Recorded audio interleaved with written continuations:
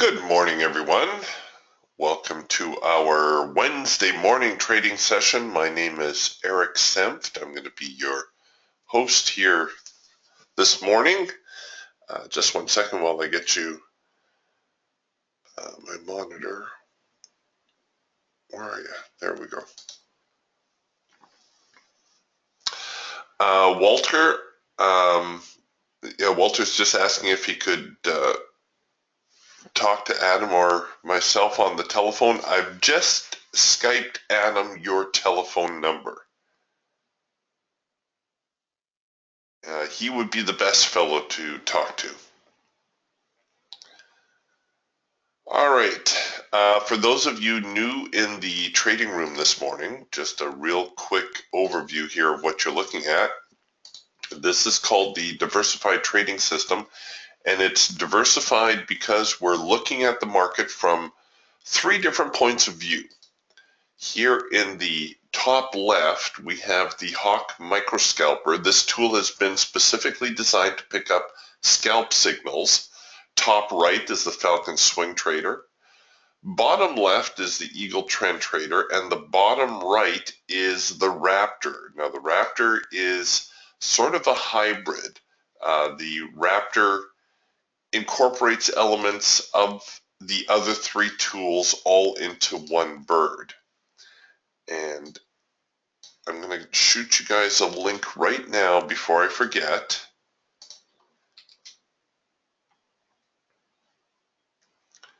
And this link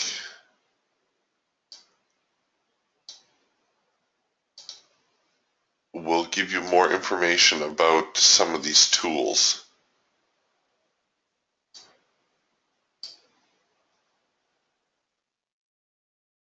if you're interested. Okay, all the tools develop signals the same way. So for instance, here we'll take a look at the Hawk.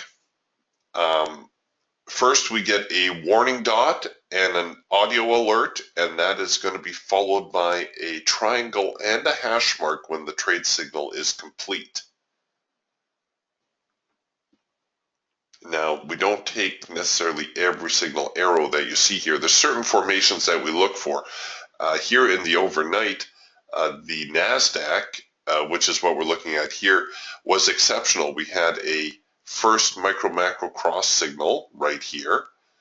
This occurs when the micro line crosses the macro line. Everything comes into sync. You can see very good follow through. That was followed by a 4-arrow consolidation, which also happened to be a macro pullback signal. The macro pullback signal you can identify because the micro line, that's this thin one, changes color, but everything else stays in sync.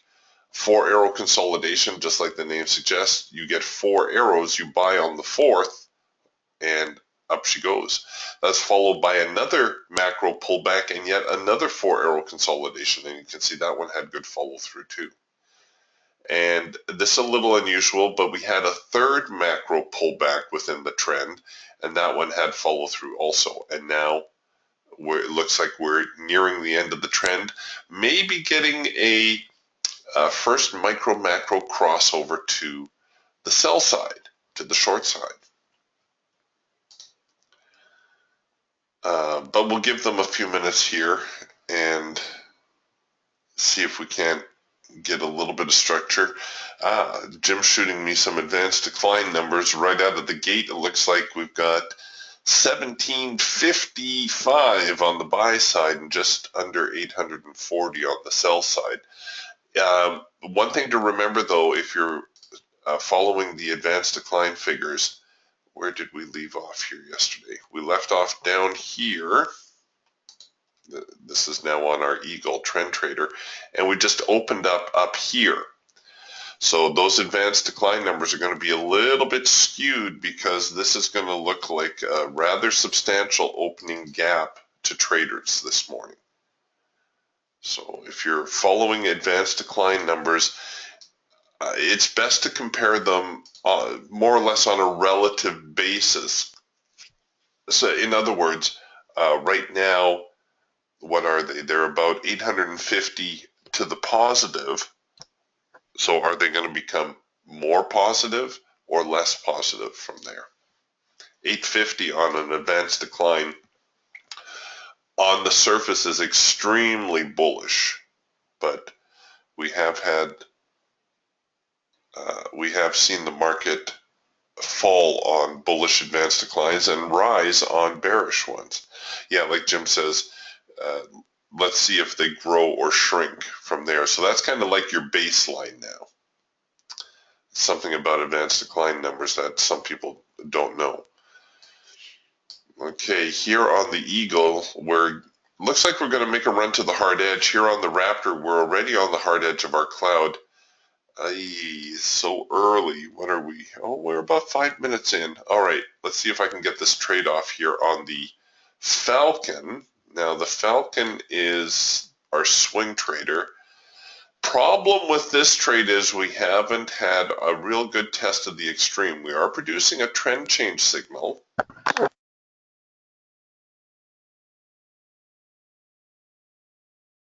And a trend change signal on the Falcon occurs when the trend line changes color. So we're going here from green to red.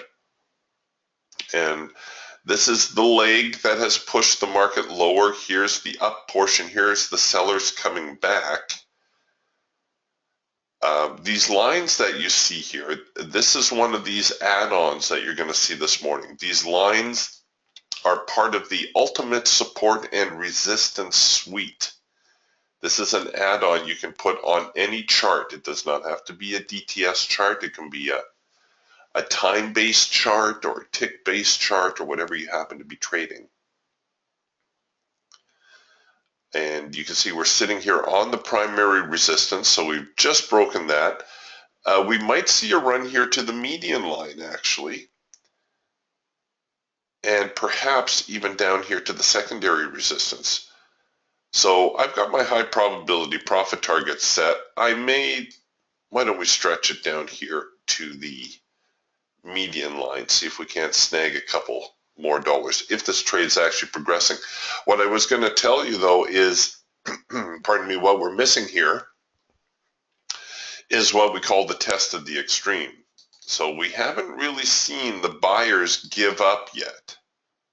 Somewhere through here, we may see the buyers make a little bit of a move higher. Then we need to see the sellers jump on them.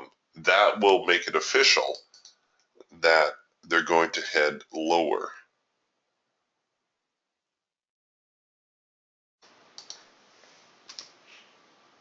So we haven't got that part yet. Oh, and here we go again. This is what we saw yesterday where the market just waffled and waffled and waffled. And a minute, I think, after we signed off, the market just took off. It gave us a really good run. Okay, you're going to notice the width on some of these bars is changing. That's because I'm using the dynamic equivolume bars. This is actually brand new from Indicator Warehouse. Again, a system add-on. It will work with any chart style, short of chart styles like point and figure and Coggy charts and stuff like that.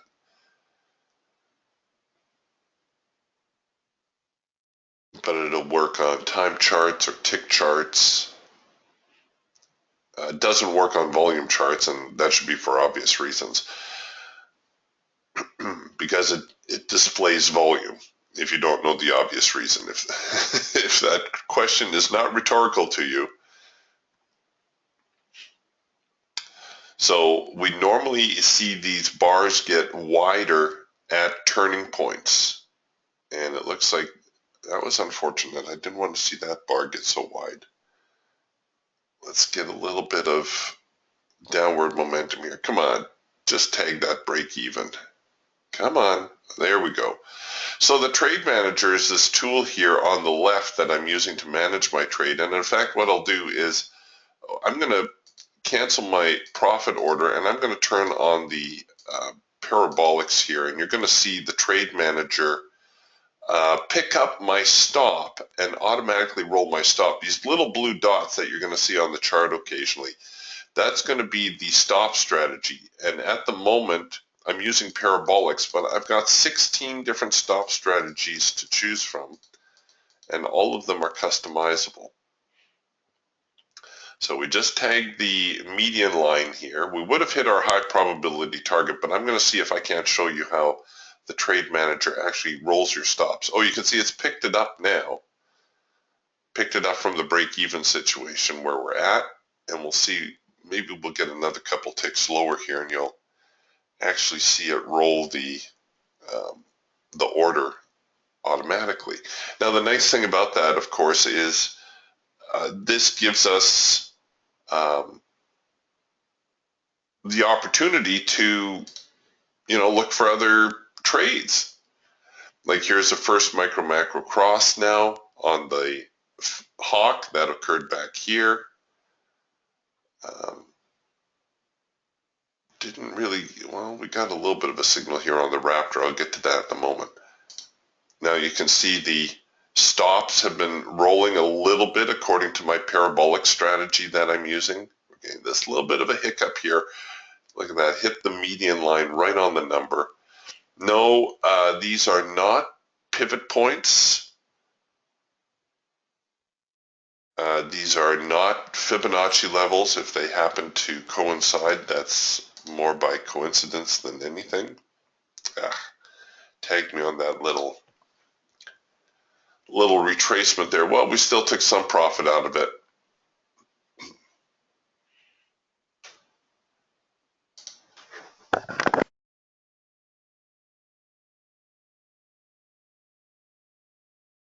We'll see. Oh, now we're actually working on a late filter entry signal. Jim, nicely done. He took a little hard edge trade here on the YM. That's the mini Dow.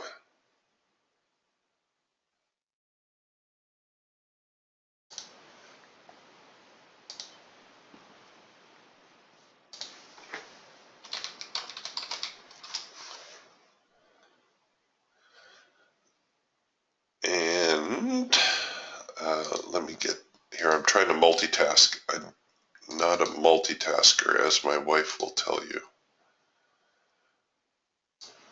All right, so Jim's looking to play a hard edge bounce here on the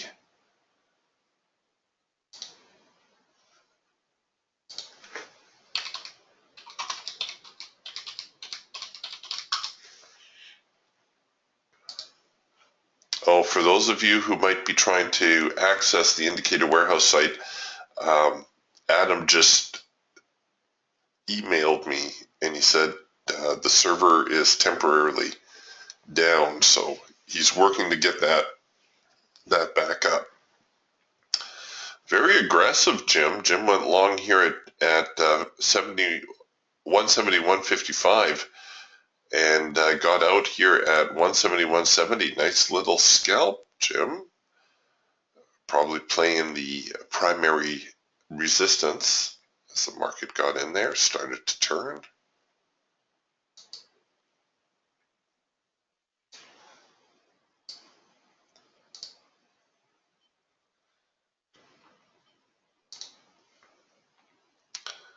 All right. Let me review another high probability signal that we deal with. This is on the Eagle Trend Trader. This signal right here is what we call a red bar buy. Whenever we encounter the hard edge of our trading band, we anticipate some sort of reaction. And if we get a red bar buy on a bullish band like this, that's a very high probability signal. And I don't know if we're going to hit our profit objective there. Oh, pretty close. Really close. You can see our profit objective on the high. A different Jim is asking, what is the test of the extreme?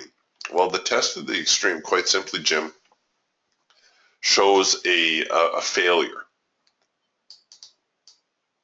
So right now, if the market fails here at 44.54-ish, I would expect prices to at least retest the bottom end of the trading range.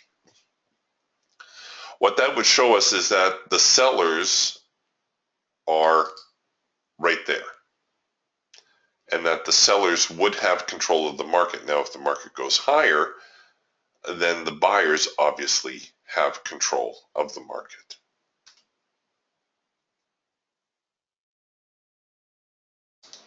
And you'll see these tests of the extremes in all markets. They're pretty easy to identify using the mean Renko bars. That's the chart style that I use here.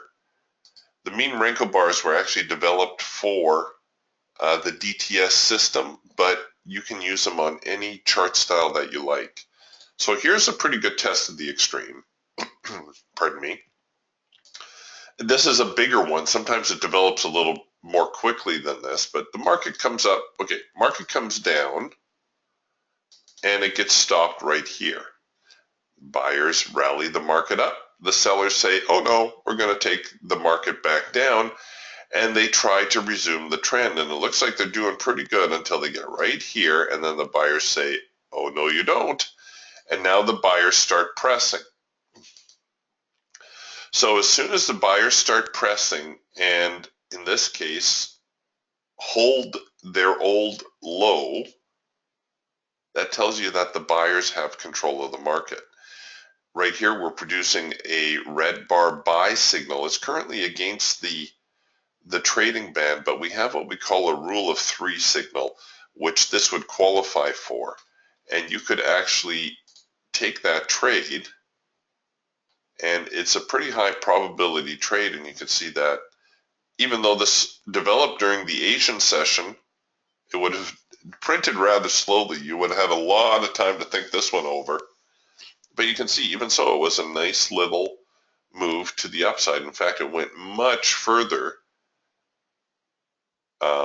once the London market opened.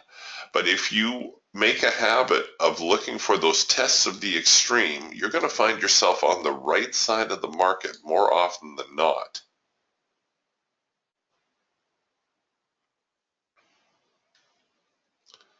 All right, so the seller's showing up here now around this 44.56, 44.57 area.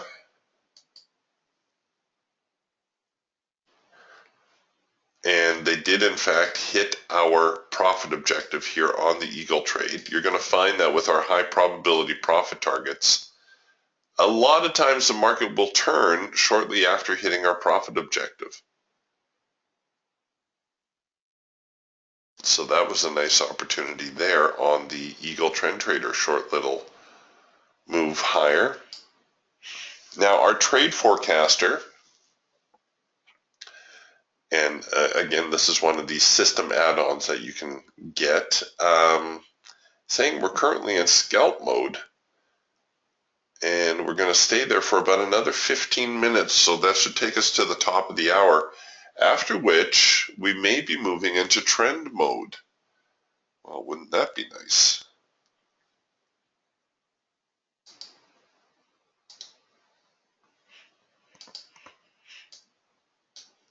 Let's take a look at the Raptor here. We haven't looked at the Raptor yet. Real quick trend change right here. Honestly, on the Raptor, that would have been a little bit difficult to get a hold of. But if you did take the signal, well, you would have had to manage your trade a little bit here to minimize your exposure, or perhaps even get out at break even. That would have gone deep enough to hit our break even trigger. Then we get the flip over to the upside. Again, no real signal here, although we're getting a cloud crossover signal, and we might get some buying support out of that. Another add-on tool, this tool right here that you see, this is called the Geiger counter.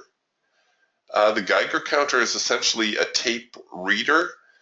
It's a visual of the time and sales. You can see right now our needle is white. Market's very neutral, very well balanced. And you can see there was a little bit of a buying flurry here that would have added to the support. The Geiger, oh, and now our needle's getting green, so we're getting a little bit more buying pressure going on. Buyers starting to take out, or trying to take out, some of those price levels. See whether that trickles over or not.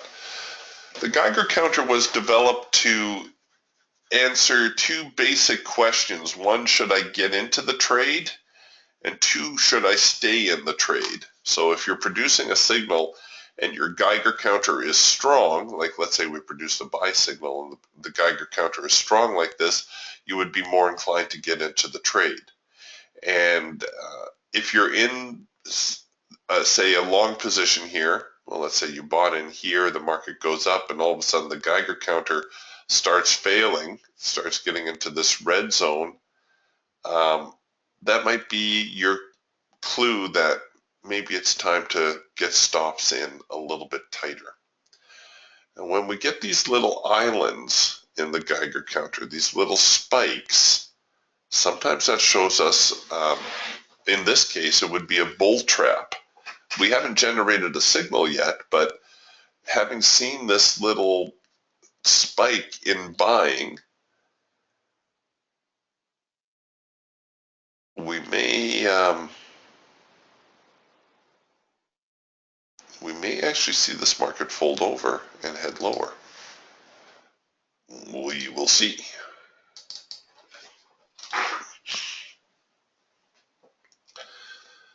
All right, here we are yet again with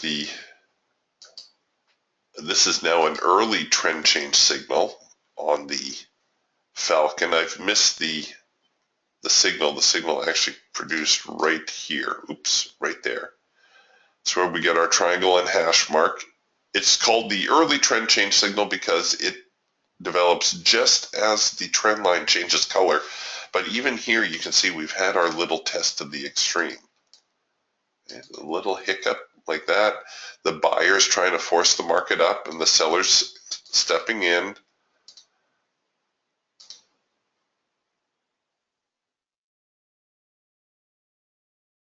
And then we produce our sell signal. This time they blew through the secondary resistance a little bit. Now we're back down on the primary resistance. Come on, if we get through that primary resistance, we should be in good shape. Jim says he's short at 83. I think it'd be all right, Jim.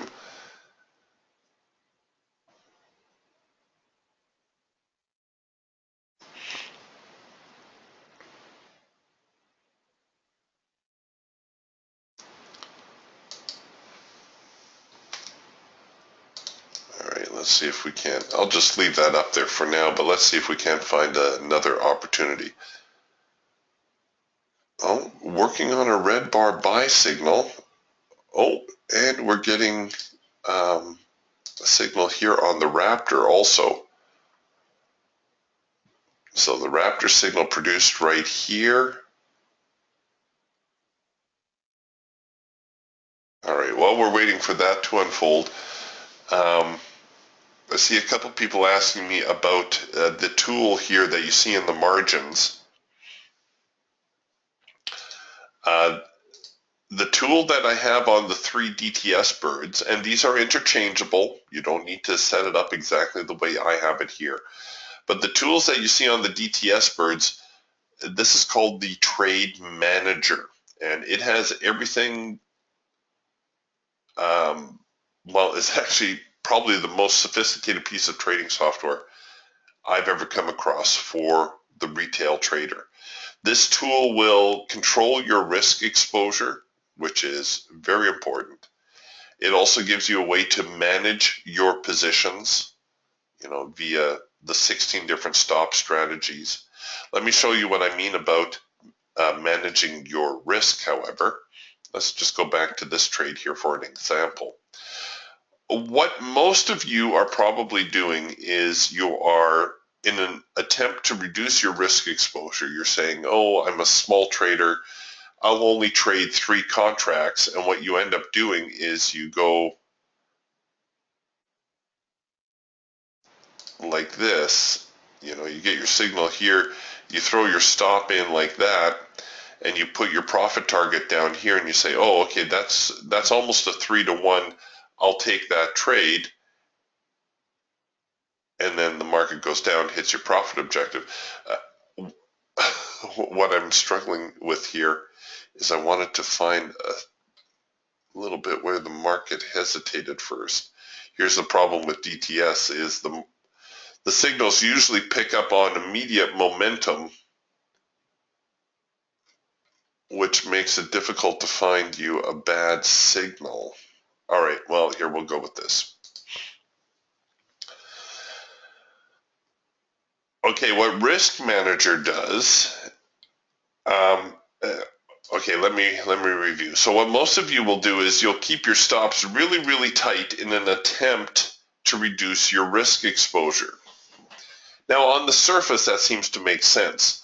The problem is, what if the market hesitates a little bit, right? It comes back for maybe 2 bars, obviously stops you out, and then goes down to your profit target, or what would have been your profit target. But you're no longer in the trade because your stops were too tight. Okay, what Risk Manager does is it controls your risk exposure to a preset amount. In this case, I have it set at 2% of my trading capital. So that means regardless of where I place my stop, I'm always going to be risking the same amount, 2% of my capital. So in this case, it's $360. Now don't freak out if that seems like a lot of money to you. We're talking about my account that I'm using here. All right. If you're trading a smaller account, 2%, say of $10,000 would only be $200. Trade Manager would only allow you to risk $200. Okay, now watch what happens. So there's my stop really tight. What if I put my stop above this little swing high? Oh, look, the risk amount is about the same. It's about $300. What if I put my stop above this swing high? Oh, sorry, we're just kind of on the cusp there. Let's put it up there. There we go. Oh, my risk is still about the same. It's still about $300. Well, how can that be, you ask? Did you notice what changed? Was the quantity. Right here, I can afford to trade 2 contracts. Right here, I can afford to trade 3 contracts. Right here, I can afford to trade 8 contracts. But the risk amount, with the exception of rounding errors, stays essentially the same. So what that does is it gives me a great deal of freedom when I set up a trade, is I don't have to manage my trade ultra tight. I can, give myself a reasonable stop, give myself some staying power, and then, the market goes down. In this case, hits my profit target, and on to the next trade. But it's a very important concept. It's something most traders never get a handle on. Here with the Raptor, we have a version of the Trade Manager. This one is called the Trailblazer. The principal difference is you're going to see the risk component is not included down here. So you're going to need to know your position size more or less, what an appropriate position size for you would be. But the nice thing about the Raptor here is it's a one-click system. We had some traders who were trading really fast markets, and they were saying, the problem I have with the Trade Manager is I go click, and you can also preset your profit targets, or manually set your profit targets. So you go click, and then you have to hit your submit button. They would say, well, by then the market's already gone too far for my entry, and I'm out of my trade. So in response to that, the Trailblazer was developed, and the nice thing about the Trailblazer is it's a one-click system. Now, we don't have a signal here yet. I'm just going to show you how this works, though. So I can just hit the sell market button, and I need to enable my stop, accept it. There you go. I've got my stop, I've got my break even, I've got my profit targets, all just with a single click. So I preset everything I want up here. Now we got a signal. So I could, there we go, we engage it. I could sell the market now, and this is, instantly, it's automatically right there. So the major difference between the Trailblazer and the Trade Manager is that the Trailblazer is a one-click entry system. Okay, so we've hit profit on one of our targets. I'm going to move now from the ATR strategy to something a little bit more aggressive. Maybe I'll go with the bar high-low, actually. That's our most aggressive stop strategy. I'll only give it a couple of ticks and a couple of bars. Actually, we'll give it one bar.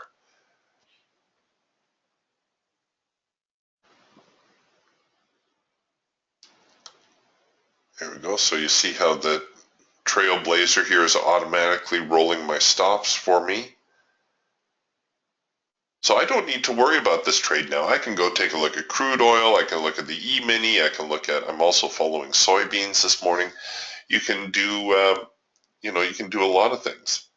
The advanced decline, wow, that's really evened up. Jim says 1380 on the buy and 1360 on the sell. So the sellers have come on a lot stronger than they did out of the gate.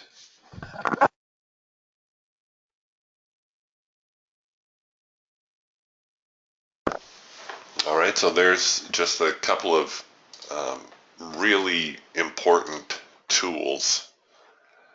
Probably the single most important tool that you can have.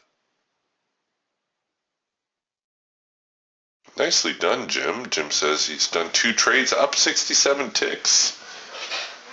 Good job. Okay, it's looking like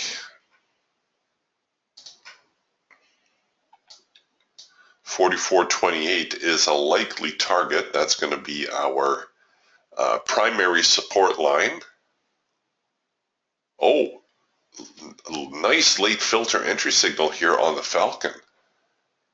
Hope somebody was able to take advantage of that. Late filter entry signals, very reliable signals on the Falcon swing trader. Pretty easy to identify. What happens is the filter goes out of sync, comes back into sync.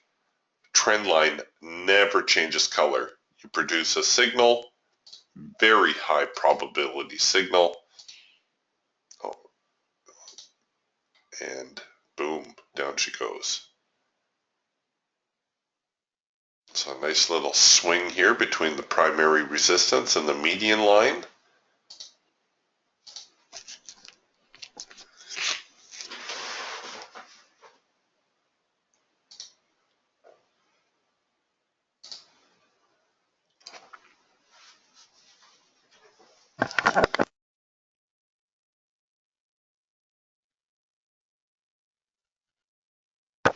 All right, so now that they're, oh, take a look at the width of these bars down here. Probably going to see a little bit of a turn.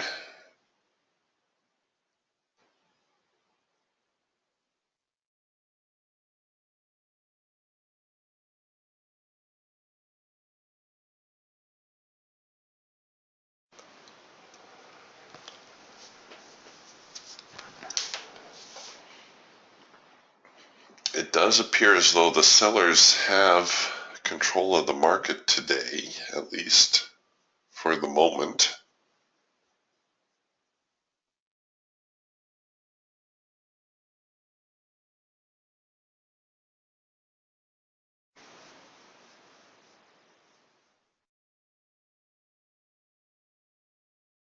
Pretty substantial ranges, though.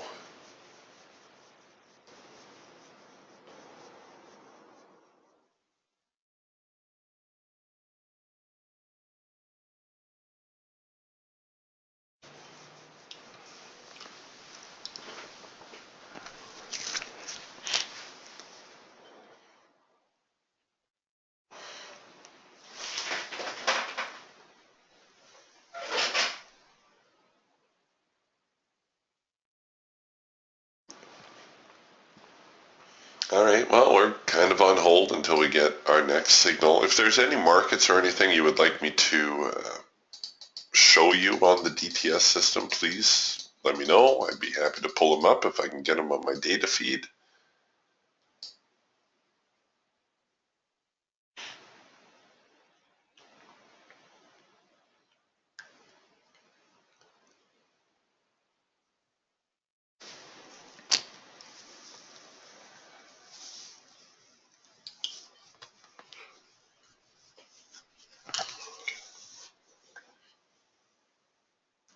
Okay, Nick would like to see the E-mini and Vince would like to see the mid-cap.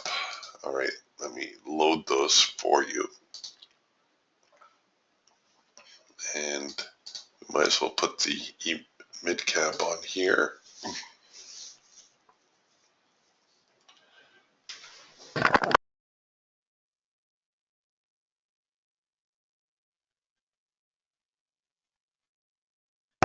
Mid-cap's a great market too. So you just got to bear with my poor computer here while it's trying to get all this.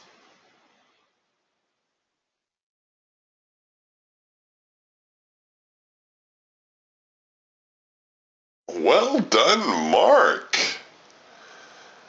Mark says, good morning, Eric. I've been trading the E-mini this morning and it's gotten back into that opening gap. I picked up just shy of $580 this morning between the Falcon and the Eagle. Nicely done, Mark. Way to knock it out of the park. Okay, here's the mid-cap now on the Hawk. We had here a red bar buy signal. Now, the red bar buy signal is actually a multi-purpose signal. It's one that we can either take with trend, like so, or we can set up to trade the failure of it. Either way, it looks like it would have been a pretty profitable trade either to the upside or the downside. Come back with a macro pullback signal. This is one of our high probability signals. And that too found its profit target without too much difficulty. And here we are with working another macro pullback signal, and I think that one may have hit its profit objective also. So yeah, the mid cap being very cooperative this morning. It's nice to see. Here is the mid cap now on the Falcon. Trend change signal right here. Trend line changes color. This one coincided a bit with the NASDAQ. So here's the down, here's the up, here's the down, generate the signal, everything is all red, triangle and hash mark, down she goes, comes back with a trend line touch, down she goes. So a couple good opportunities there. Also bouncing off of our secondary resistance line, breaking the primary resistance down here to the median line. Here too I would expect that we should see the primary support at 1430.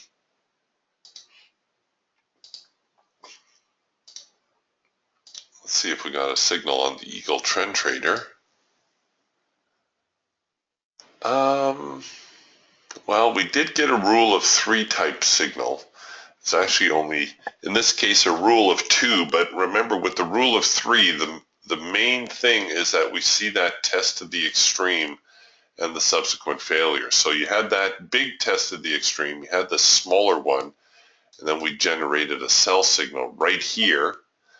If you chose to just use that as an early warning and wait for the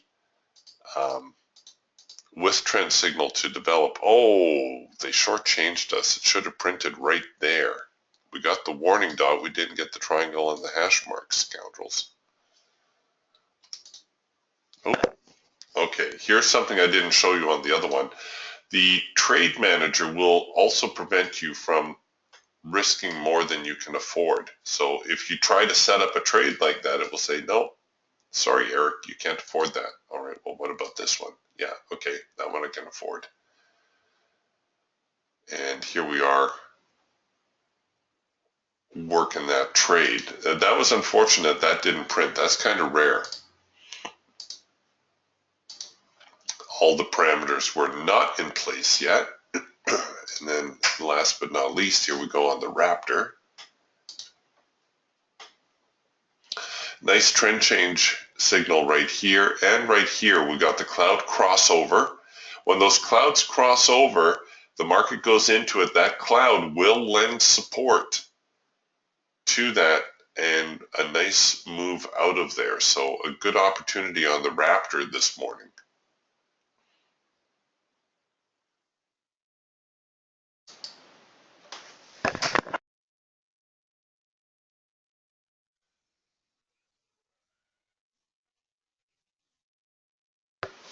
All right, now we'll do the E-mini. So let me bring the E-mini over here now. This is the E-mini on the Hawk. Now the E-mini, because of the brick size, our settings are slightly different, but even so, very nice first micro macro cross signal right there. You see the signal's not quite as prevalent here on the E-mini as what we've seen on the NASDAQ. But still solid signals, right? We don't necessarily need to generate 50 signals in a day. We just need to generate solid signals. So there's a first micro macro cross, very high probability signal, no problem hitting our profit objective. Actually had a couple chances. We had the green bar sell right here. So you could have shorted that one and then came right back with a first micro macro cross. So a couple nice opportunities on the Hawk and the E-mini.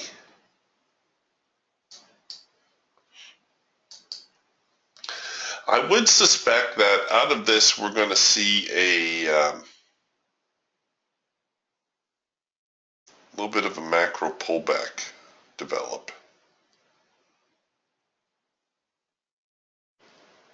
I think it may bounce here a little bit. We may get a macro pullback signal. So that's the E-mini on the, on the Hawk. Here's the E-mini now on the Falcon.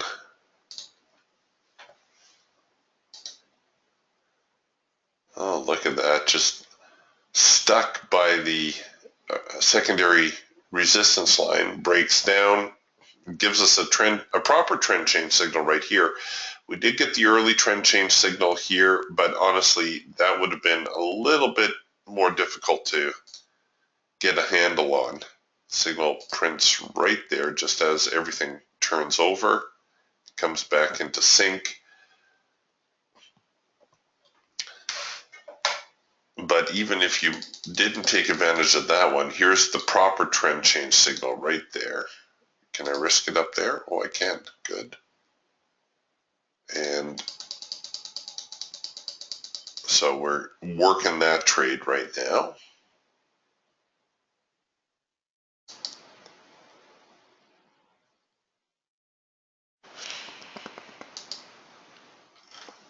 Yeah, Nick says it looks like it developed good signals in the overnight. Absolutely, it did. The thing about the Europeans is they're very civilized about their trading. They're very methodical. You don't see a lot of wild swings most of the time. So the London, just prior to the London Open, we get a nice little trend change signal here to the downside. And for about the next hour, the market makes a nice progression lower, after which we generate a trend change signal to the upside. And again, for the next hour and a half or so, we get a nice little progression to the upside. And then we hit the North American Open, and the market starts going a little crazier. But it does look like we did get a decent signal out of that, or a few anyways. And let's take a look now at the Eagle for the E-mini S&P. Well, we had that rule of 3 signal right here. Again, it's actually not that difficult to spot real time. I was going to say it's a little bit more difficult to spot real time, but we did get a really good test of the extreme right here. And then it failed, signaled against the hard edge, then produced another one, signaled against the hard edge. Right now, I would be getting really interested. I may not take it right on that hash mark, but I'll tell you, I would be interested in shorting below the low there, covering above the high maybe, and we would be working that trade also. So that's looking not too bad. Oops. And let me just load the E-mini now on the Raptor. And we'll take a look at what that looks like.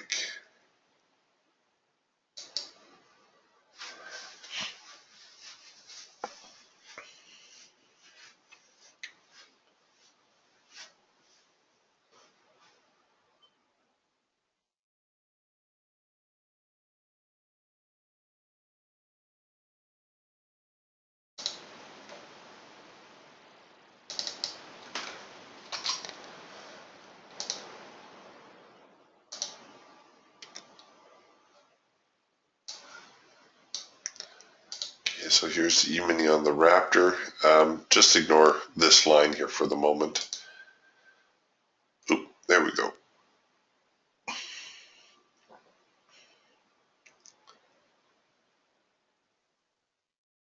Uh-oh. Come on, computer. Hang in there. All right. The Raptor settings, these are the default settings. With the E-mini, because of the brick size, these are vertical white lines that you see here. These are our daybreak lines. I would actually reduce the Raptor brick size to accommodate this, because unless you want to trade it end of day type thing, or hold a position. And this day back here, what was that, the 15th? So last Thursday was about the only day that had a reasonable day trading range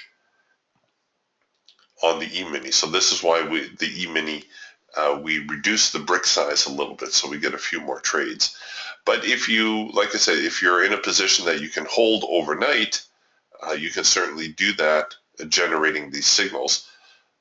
So we got up here, hit the secondary resistance line, bounced off the primary support, back up here, testing the extreme, right? We got that failure, and now it looks like it's trying to fold over and head lower.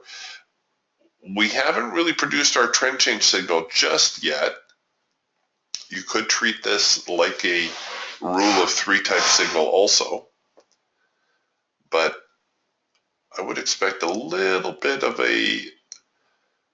maybe a little bit of a move lower just to get that cloud to cross over, then a little bit of a pullback, get some of that cloud support coming in, then generate a sell signal. We could be all over that. But that may take a couple hours yet on the E-mini. The E-mini not looking like it's going to unwind all that quickly right now.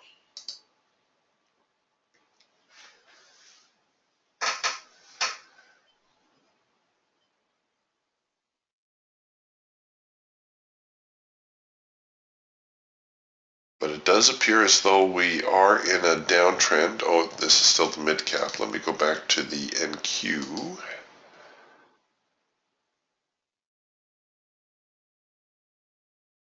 Oh, and the seller's actually taking the lead here on the advanced decline numbers. 1,300 on the buy, 1,500 on the sell.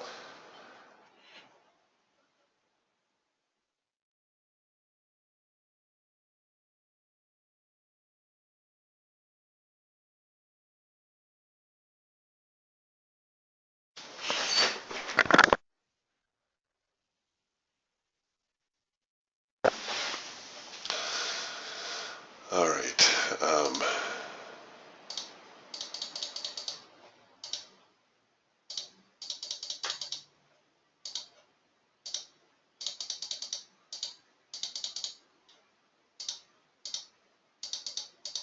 Yeah, stop it.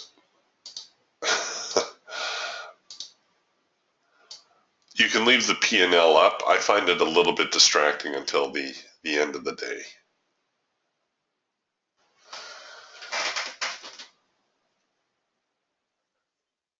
Okay, so we're making a little bit of a sideways trading range.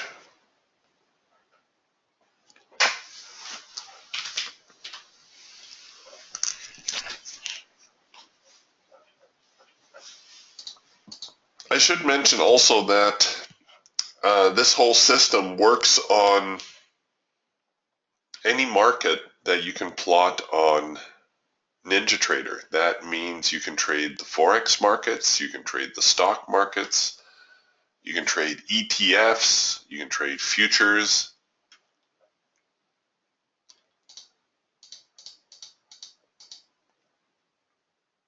The system does not discriminate. The signals, the requirements for a signal are all the same.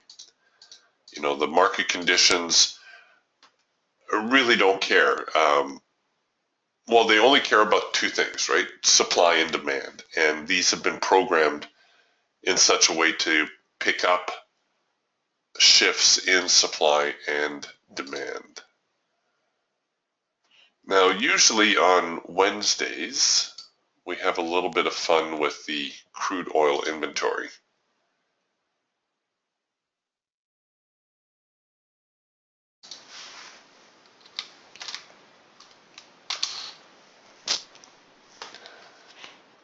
And that's going to be out in about 20 minutes time. Oh, sorry, 10 minutes time. So we might want to get ready for that. So here's crude oil on the Falcon. You can use any chart. I'm just going to pick up on the Falcon here.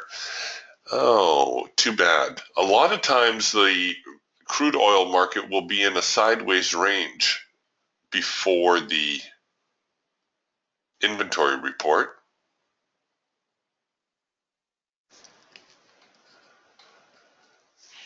Here they've already started heading lower.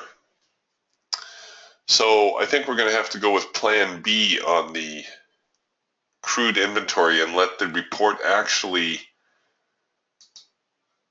release, and after which we will see if we can't bracket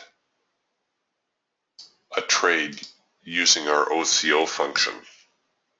That's what I was trying to show you. I was trying to show you the OCO. All right, looks like they're just in between signals. I'm just going to go grab a cup of coffee and I will be right back.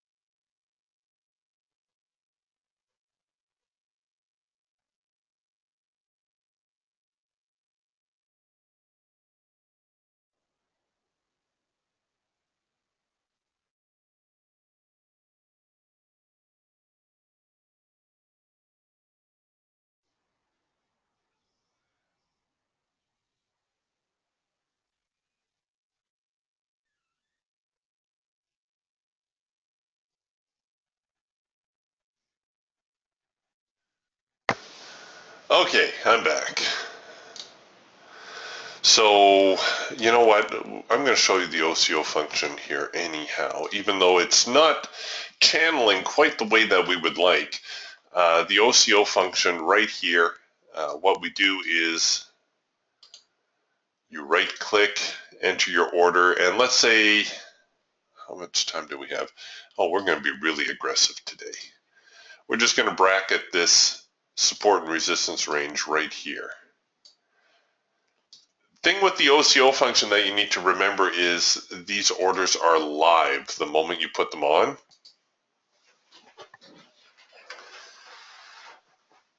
And let's see, I'd better choose a stop strategy, but I think I'm going to make it a little bit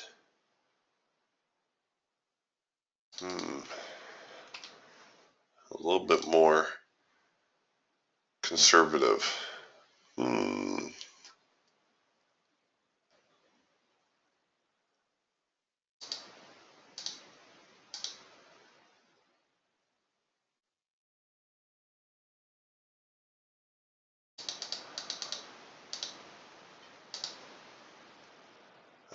Nuts.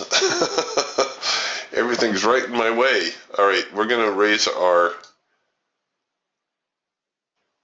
shoot. No. All right, we're going to live on the edge here.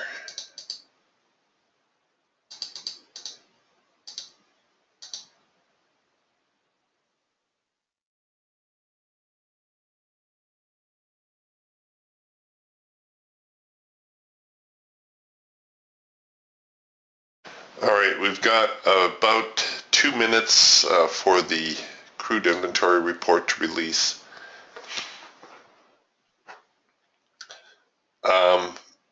Depending what the report says, of course, and how quickly the market responds here, we could get a pretty violent move on the report release. I'm not looking for that so much, but I just want to show you the OCO function, how if you bracket a trade, the trade manager will fill one side, cancel the other order, and give you a stop. It should give me a stop. The trade manager will always give you a stop according to your stop strategy, and if you don't have a stop strategy set, it will give you a default value which you can preset also.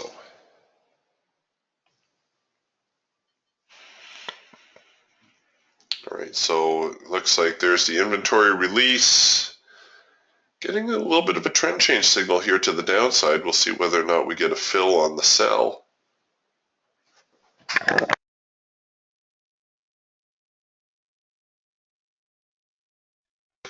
All right, so we filled on the sell side our stops here according to our parabolics.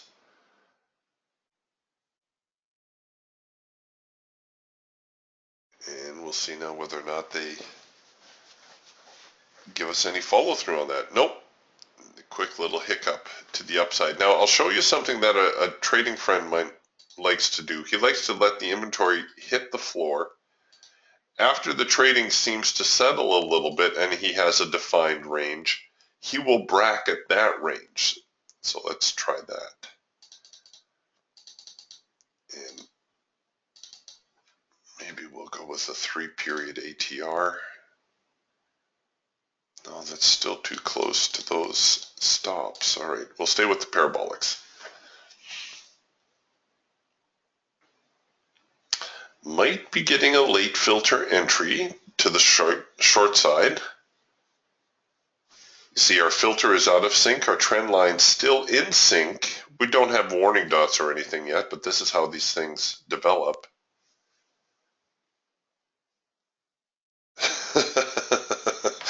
Yeah, like Tony says, it's like crude oil on Prozac. Yeah, hasn't crude oil been just crazy slow lately? Not at all like the crude oil market. Okay, the notion of the late filter entry, We can toss that one out the window because now we're into a green trend line here.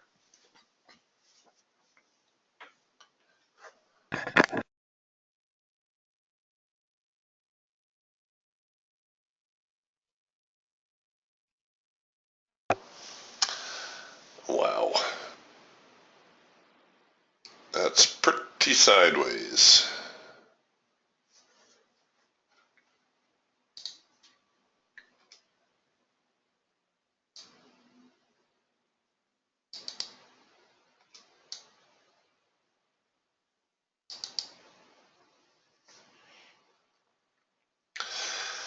Yeah, Jim says he thinks it's about time for the next rally in the stock indices. I think he could be right. I think we're hovering not too far off of yesterday's lows.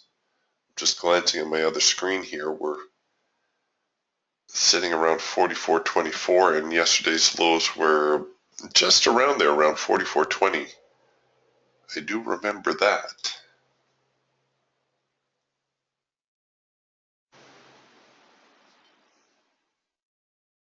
If the NQ gets below yesterday's lows, watch out. It has some room.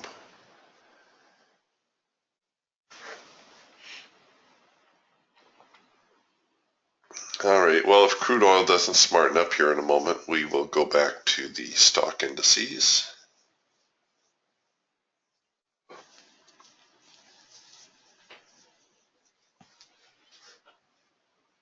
I was also snooping around some of the currencies, but they're all pretty quiet this morning.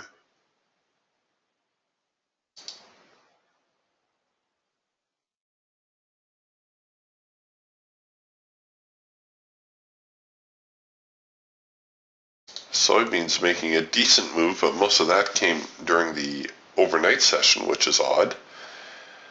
And crude oil's not going to allow me to show you the OCO function here a second time.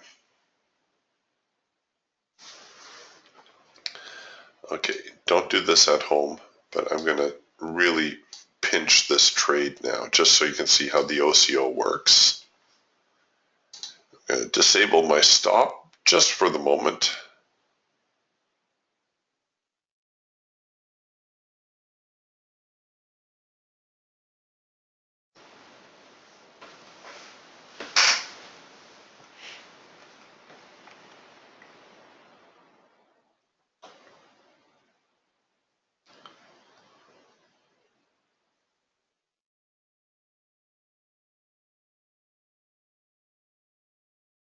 Oh my gosh. Do I have to make this tighter still? Okay, we'll squeeze this current bar.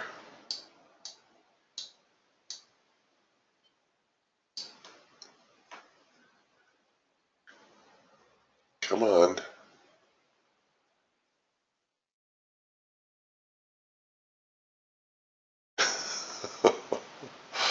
Can't even get it to break out. There we go. Okay, so crude oil now engaged that bar. We're about to hit our break-even trigger. I don't have a stop enabled yet, though, so I'm going to enable a stop, click accept, and now Trade Manager automatically gives me a stop according to the stop strategy I've selected, which in this case happens to be parabolics. If we hit the break-even trigger here, you're going to see my stop go from here to my break-even +1, because that's how I have it currently set. But you can capture as many ticks as you like.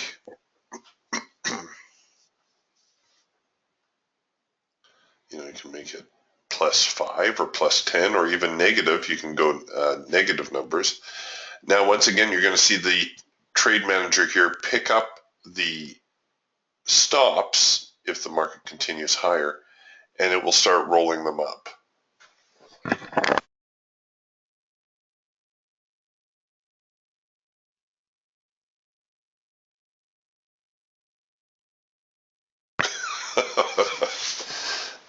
Tony says, that OCO order is hard on my heart. Yep. Who'd ever think that crude oil would be like this? Make a note, folks. You'll be able to tell your grandkids about this. when they're old enough to understand. I don't imagine crude oil will stay this quiet too much longer.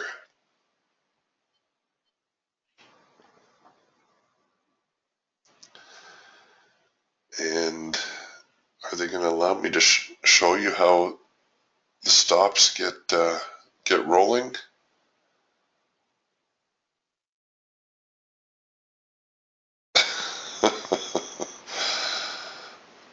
Yeah. Jim says the OCO can be a little tough on the shrinkster too. Yep, sure can. I think we could see crude oil rally up here to the primary support line. That could be a nice little move.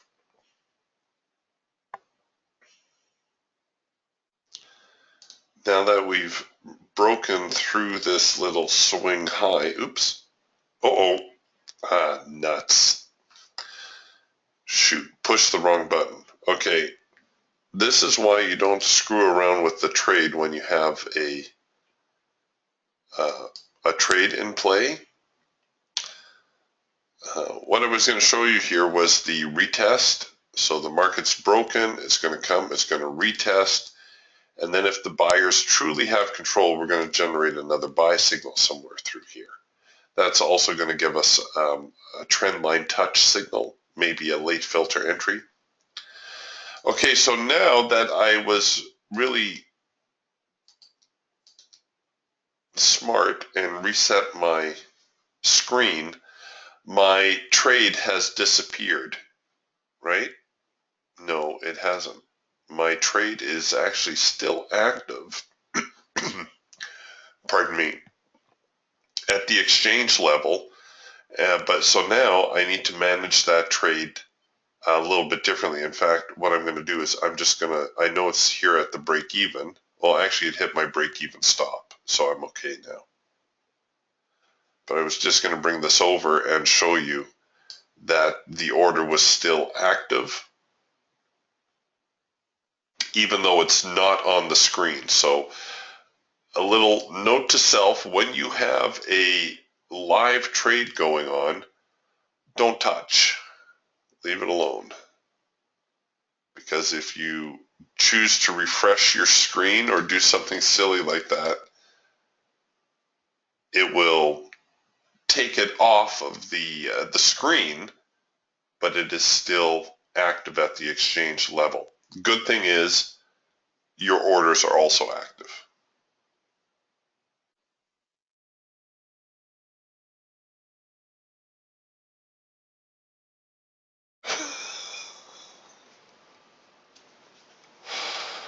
Oh, I got a bunch of comedians in the room here this morning. Thank you, Tony. Tony is, he says, by the way, congrats on your new leader. For those of you who don't know, we had a federal election the other day, and we have a new prime minister, Justin Trudeau. And if the Trudeau name sounds familiar to you, that's because his father, Pierre Trudeau, was prime minister about, I guess, about 40 years ago now, 35, 40 years ago. And Tony adds, of course, Geraldo Rivera says that he slept with his mother, which would have been Maggie Trudeau. Yes, it will be interesting. I didn't give him. I don't think I gave him the credit he deserved.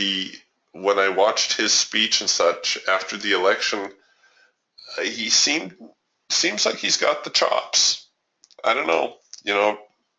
It's like all politicians. Talk is cheap, right? We'll see what he's able to do, but most people seem fairly satisfied with the election results, at least so far.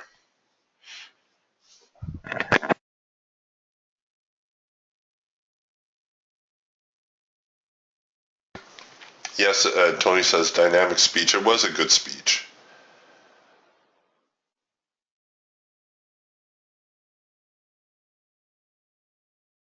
Yes, Canadian politics can be quite entertaining sometimes. some of their antics.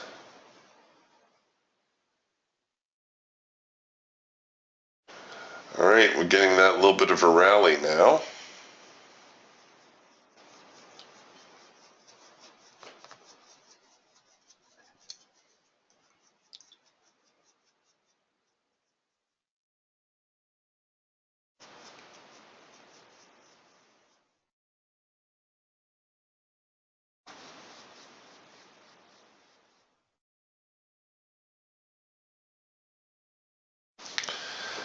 Now we did get a first micro macro cross signal right here while I was chatting away on our hawk.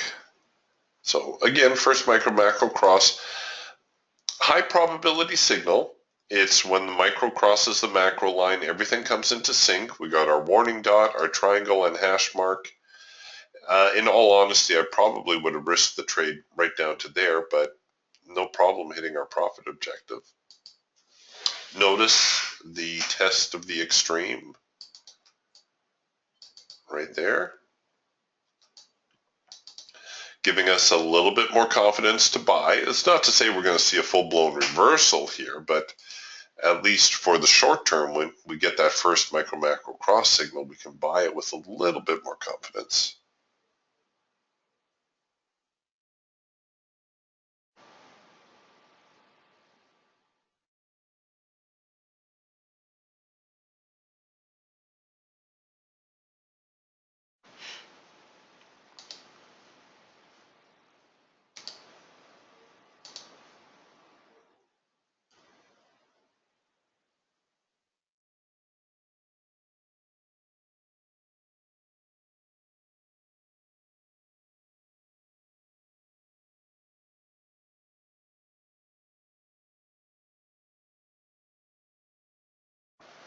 Back into the hard edge now on the eagle. So that's kind of what I'm waiting on. See how it responds to this hard edge, right? Because we know we tend to get a reaction when the market encounters the hard edge. All you need to do is scroll back through your chart. You can see sometimes the reaction's a little bit delayed, but nevertheless, we do get some sort of reaction. Here was another one where it was a little bit delayed, but pretty substantial reaction. So we'll see what happens this time. It looks like we might be getting a larger retest of this line right there. So price is breaking down, coming up to retest. We'll see whether we generate a sell signal here. Something like a green bar sell, that's the inverse of the red bar buy, would be a high probability sell signal. The green bar sell looks like one of these. So you got green bars accompanied with a sell signal.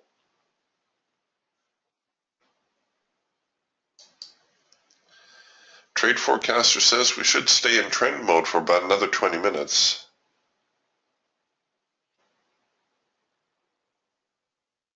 Yeah, David says there's no more follow through on the crude oil trade. No real surprise there. They're taking their time. These highs are going to be significant. In fact, if you want to do a third OCO order, you could buy above there, sell below here. You may be waiting a long time, but that's really the best range to bracket. Everything else in between is just going to be noise.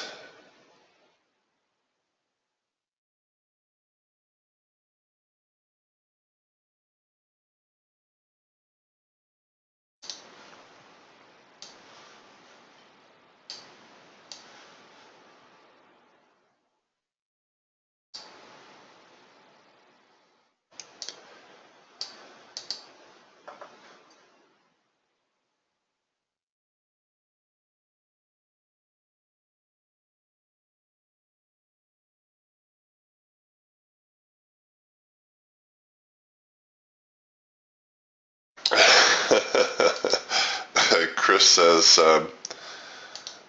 You can seriously make money on this thing? Well, yes, Chris, you can. Of course, your job as a trader is to take what the market is offering, right? You can't make the market do anything. All you can do is position yourself to be there when the market does do something. This morning we were able to pick up a couple of trades. Of course, in the demo room, I can't always take every opportunity. Sometimes things go by as I'm showing you guys something. But here's the hawk. And even if we just focused on the first micro macro cross signals, there's one, there's two, and now mind you, these are just the first micro macro cross. There's three, and that was it since the open. So the market opened here. This is solely the first micro macro cross signal. We did have other signals. We had like a red bar buy that we could have sold. We have macro pullback signals here that we could have sold. Here's another. So out of those three signals, let's say you set it up like even like this moderately, and again, depending on your account size, there's potentially $300 on three trades, three high probability trades, and that's only the one tool. Here on the Falcon, we did do this trend change signal. Oh, no, sorry, it was this one right here. We did this trend change signal to start, and that hit our high probability target. So there was one swing trade. Then we worked the early trend change signal. That also hit our high probability target. Came back with a late filter entry. Now I was looking at something else when this printed, but here's a late filter entry signal. There's three trades. So even if you averaged, at $200 per trade there's another $600 just on those three trades. That's just on the Falcon. So between the Hawk and the Falcon this morning, you're potentially, anywhere from $500 to nearly $1,000 in profit. So yeah. Now I'll tell you folks, I'm not going to tell you it's always this way. In fact, a couple days ago, we were struggling to find a decent trade because the market just wasn't offering anything up. The market was very range bound, and let me show you what that looks like. Yesterday was a pretty good session, but a couple days ago, the market was very, very choppy. Actually, it looked a lot like this. You can tell choppy markets here on the Hawk especially because you're going to print a lot of yellow bars. You're going to get stuff like this. You're going to get moves without any signals, turns, dramatic turns, no tests of the extreme. And this is what we were faced with a couple days ago. And I tried a couple of trades. I think both of them tanked, or one tanked and one hit its profit target. But at any rate, it was a difficult day. So a couple days ago, no, we weren't really,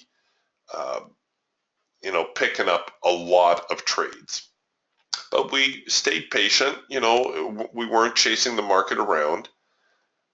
Tried to hold out for the higher probability stuff. But a day like today, even though it's relatively quiet, the opportunities have all had very good follow through. Here we're getting a macro pullback signal. It looks like it may build into a 4-arrow consolidation. Probably get one more little poke here to the upside.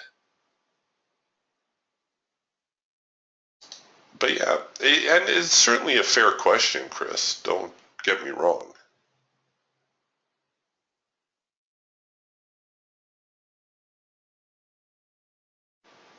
Yeah, I like what Mark says. He says, being patient and waiting for the high probability trades is key.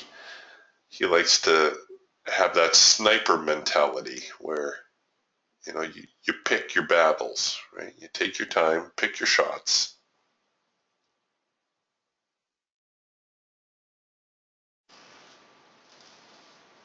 Oh, see, Jim made his quota today, 6 trades, up 85 ticks. He says, yes, you can make money using this system. So there you go, a free endorsement from one of the members. Tony makes a good point also. He says that, in my opinion, you only need to have a couple of trades to have a good day. And as all of you know, I would wholeheartedly agree with that. A lot of times I'll have like a trade quota of only maybe 3 trades, maybe 4 in a day. So what that enables me to do is actually hold out for the higher probability signals. And by doing that, it takes a lot of pressure off, right? If I'm constantly producing signals, I'm always trying to weigh the signal. Should I take it? Should I pass? Some of you will have seen this already, but I'm going to show it to you anyway. We have like this cheat sheet. This is for the hawk. It focuses on what the high probability signals for the hawk look like. So you're going to notice there's other signals here, but we don't take every single signal. We focus on these opportunities because these are the ones that repeat. These are the ones that tend to have the highest probability of success. And we do the same thing for the eagle and the falcon also.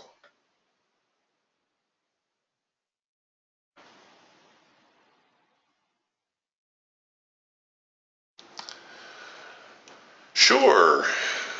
Jim's asking, can you go over the micro-macro crossovers? Absolutely. Okay, the micro line, this is unique to the hawk, by the way. The micro line is this thin line, the macro line is the thick line. When those lines cross over, we wait for everything to come into sync and the signal to print. So you can see we've got green bars, green signal, green trend lines, green filter. That is a buy signal for us. This is one of our highest probability signals. And you can see the market had no problem whatsoever hitting our high probability target. Here's the first micro macro cross now to the downside. It occurred right here, rather late. Right? It looked like it was going to print up here, then the micro line went out of sync. This is a little bit rare, but even so, it's a high probability signal. Now, I'll be honest, if I would have set that one up, I would have been thinking, could this pull back into a macro pullback? We're at the lows after all. So I probably would have risked it back here to the macro line. But it wouldn't have been a problem. The market fell off, hit the profit target. I should mention also that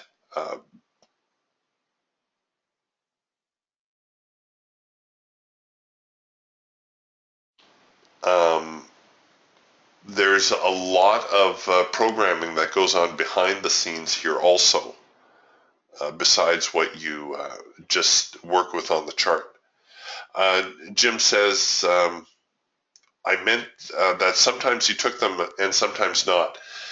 The first micro-macro crossover signal tends to be a signal I will take almost all the time. Like, unless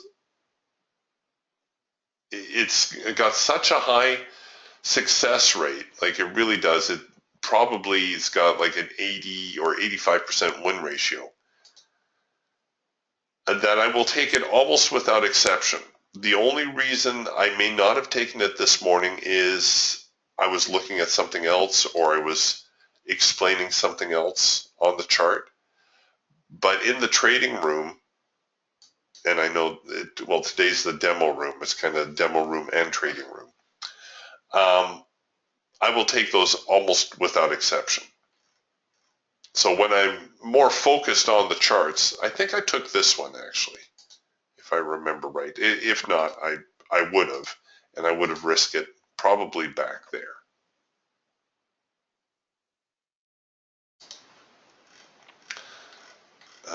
This one was a few minutes after the open. I took one of these anyways. Pretty sure I did. I'll have to check my notes after.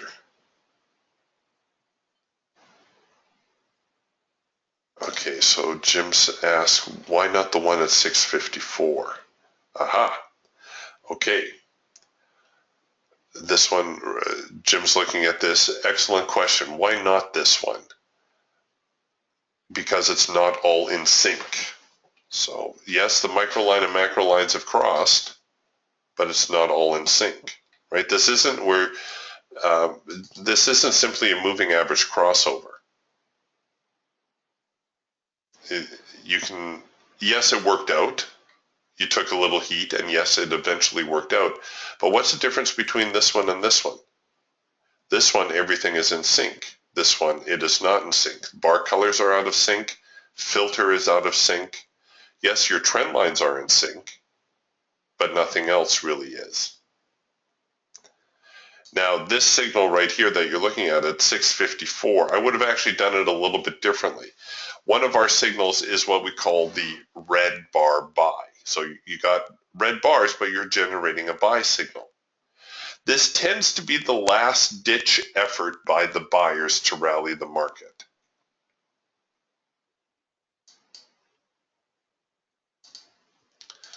So the red bar buy, you can actually buy it and look for the little rally. But what I tend to do more often than not is I set up for the failure. This is actually one of our counter trend signals. So the market brings you in short, you take a little heat, and then you eventually head lower. Okay, so Jim is asking, well, why not the one at 632? Well, let's go back to 632. And if you're looking right here, okay, what's the difference between this one and this one? Well, sure, the micro line and macro line cross, but nothing is in sync.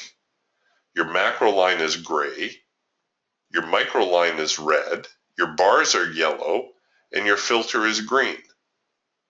You cannot get more out of sync.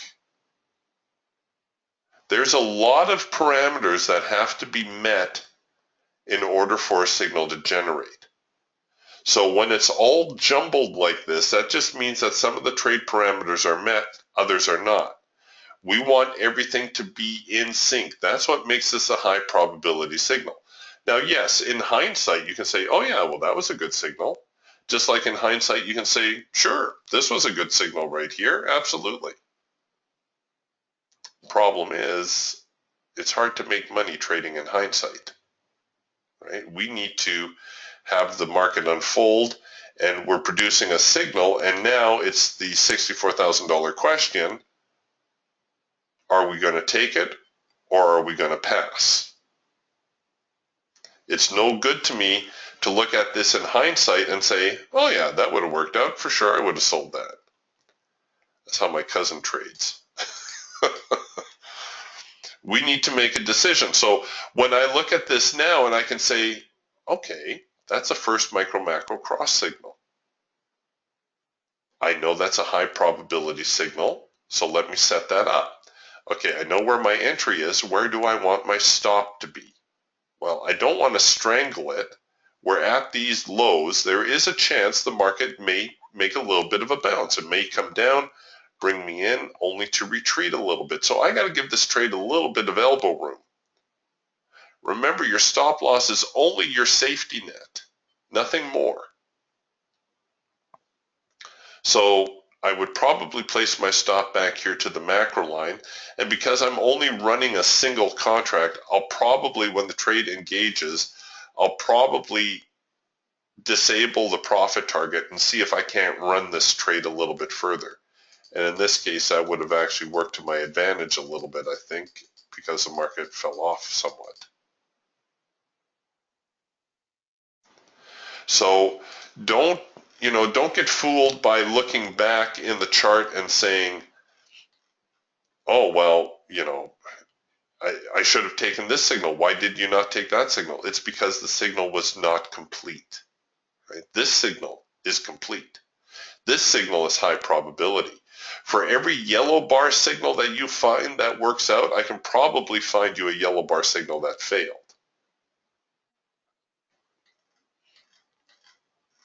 Or maybe even two. Same thing here. Okay, the market crosses. Okay, and now I'm starting to get interested. I'm producing a warning dot, but I don't have my macro line in sync yet. Okay, now my macro line is in sync. All my trade parameters are met for a first micro-macro cross signal. Plus, I've also had a little test of the extreme here. Do you see that? There's my test of the extreme, giving me a little bit of confidence with that first micro-macro cross in the face of this rather substantial downtrend. Right? This is not to be ignored. This is a pretty serious downtrend. There's a lot of selling pressure here. And now I'm producing a buy signal. Well, this is my scalping tool, so I'm not too concerned about hitting my scalping target. And you can see this one actually went a whole lot further after we broke these highs. But of course, that again, that's all in hindsight. If I need to do this real time, I need to evaluate, is that a trade worth taking or not? And, you know, a day like today, you've got a few minutes to make up your mind, but knowing that you're trading a high probability signal certainly makes the decision much easier. And you can go through your chart, you can do this yourself. Find your first micro-macro cross signal and judge the follow through. Did that one engage? Yes, it did. Okay, here's a good example why we don't strangle our trades. Why do you think this pulled back as far as it did? Well, probably because this was a rather weak test of the extreme, wasn't it? Had this market pulled back deeper, I can almost guarantee you that the first micro-macro cross signal would have developed right about here, and the market would have continued higher. When you're looking at the first micro-macro cross signal like this, and if we choose to take it right on the hash mark, I gotta, try to cover it at least back to the macro line, thinking that it may try to retreat a little bit, which is exactly what it did, developed into a macro pullback signal, and then it finally went higher. Here's another first micro-macro cross signal. Now, you're saying, how is that a first micro-macro cross signal? The first micro-macro cross signal developed right here. Can you excuse me just for a moment, folks? I've been expecting this phone call. 1 second.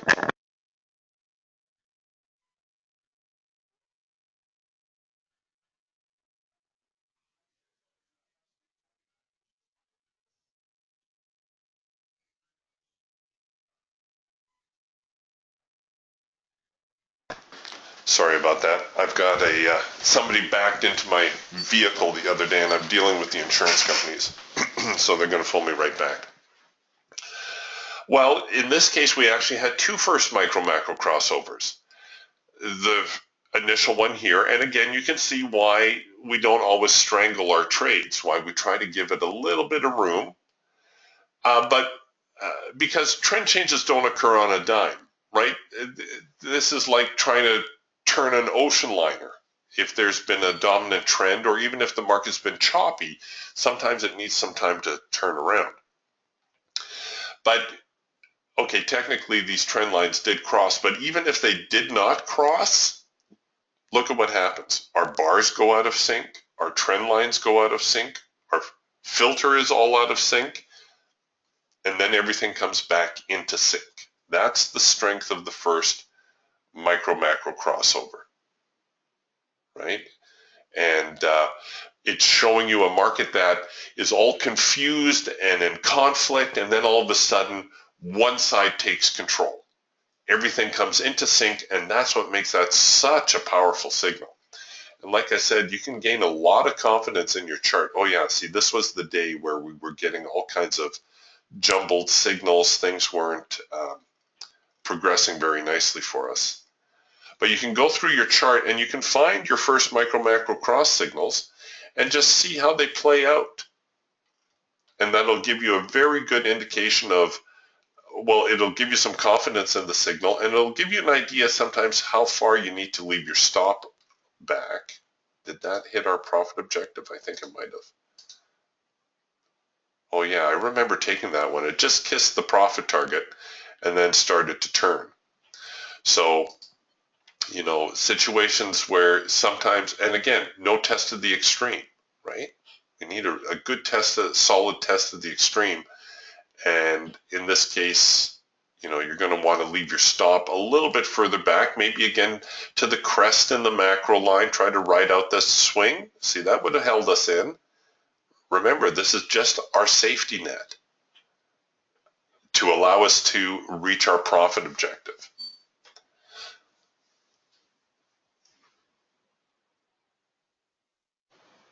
Yeah, like Bob says, it appears that sticking to the NQ, one could make a good income with adding contracts.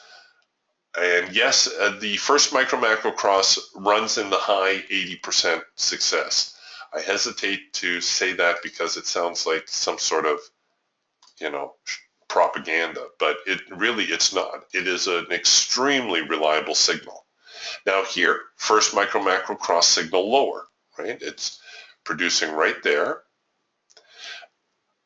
Do I want to take it? Absolutely I do. But what am I missing here, right? I don't have a real good test of the extreme yet. So I'm concerned that maybe the market might try to peel against me before I hit my profit objective. So I'm going to try to run a deeper stop. And again, because this is on a single, I would probably nix the profit target, see if I can't run it down a little bit lower. That's my own personal preference with single contracts. But look, here we're just about to hit our profit objective. We're really, really close. There you go. You just put another 50 bucks in the bank. And if you don't think you can make a lot of money, $50 per trade, you are dead wrong. If you do that just twice a day, you can make $20,000 a year trading. That's it. 2 trades a day for 50 bucks on a single contract. You can make 20 grand a year. And after that, it's a numbers game. It's all pure math. Do that with 3 contracts, you're making 60 grand a year. Do that with 5 contracts, you're making $100,000 a year. That's where the real power in trading is. David is asking, will this be Ninja 8 compatible? Yes, it will. And if it's not, it will be. But so far, we haven't had any issues with the Ninja 8. Unfortunately, Ninja does not give us advanced copies of their updates so that if there are software conflicts, we can resolve them. But we have some extremely talented programmers on the payroll. So yes, it is guaranteed to work.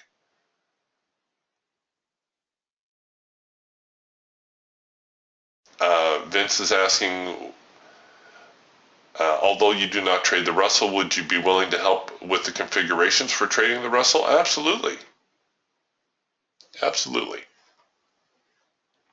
And the configurations for the Russell will be your standard default settings. There's nothing special or unique about the Russell. Unfortunately, the only popular market that falls out of the default range is the E-mini S&P. That's the only one that we need to make any adjustments for. By and large, everything else, we go to the default settings. The grain markets, because they trade at 12.50 a tick, we also go with the faster settings. David is asking, does the Raptor include the logic counter? I believe it does, but you would have to double check with Adam to be sure. But I do believe that the Raptor trading bundle does include the logic counter and a whole lot of other goodies, actually. All right, you guys, I'm afraid I'm going to have to shut down the room here because I'm going to get a phone call back from the insurance agency here in just a moment. Thank you very much for your attendance today. And DTS owners, I will catch you in the room tomorrow morning. And remember, next week we will have another open house, so I hope you can join us then. All right, you guys, have a wonderful day, and we'll talk to you later. Bye for now.